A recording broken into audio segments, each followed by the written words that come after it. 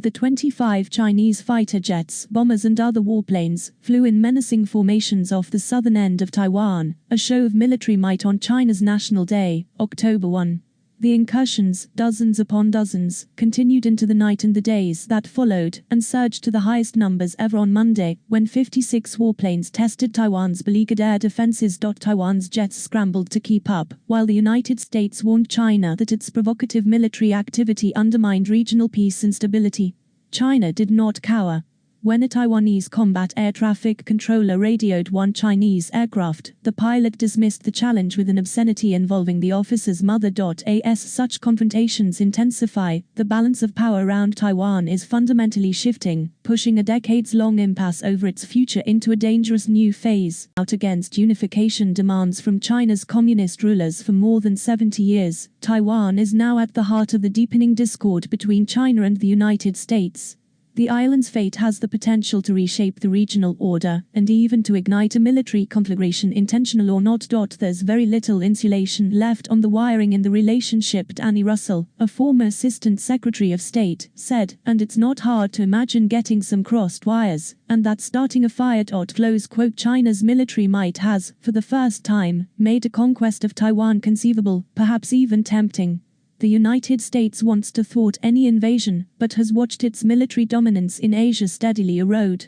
Taiwan's own military preparedness has withered, even as its people become increasingly resistant to unification. ALL-3 have sought to show resolve in hopes of averting war, only to provoke countermoves that compound distrust and increase the risk of miscalculation. Particularly tense moment. In October 2020, American intelligence reports detailed how Chinese leaders had become worried that President Trump was preparing an attack.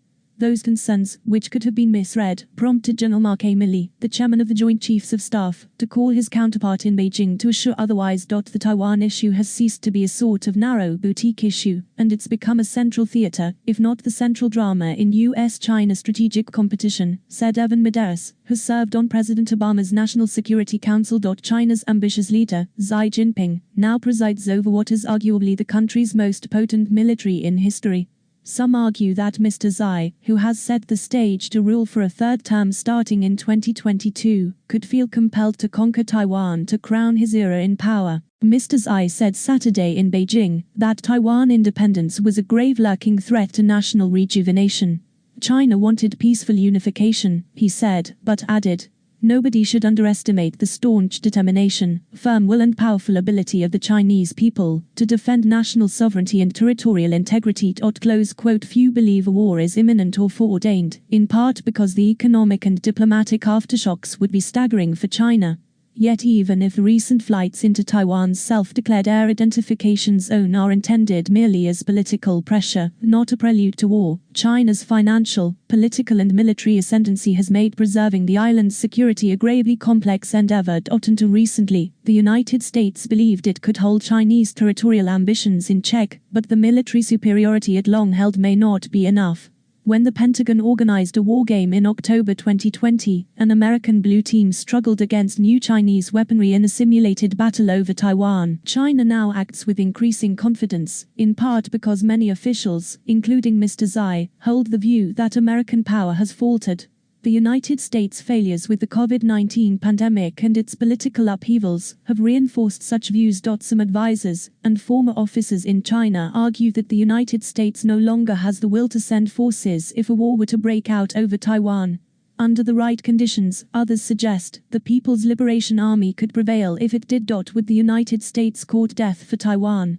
Teng Jianquan, a former Chinese Navy captain, said in a recent interview on Chinese television. Such posturing, in turn, ignites more tensions. In Taiwan, China's military provocations have bolstered political support for the island's president, Tsai Ing-wen, who has sought to forge ties with countries increasingly wary of China.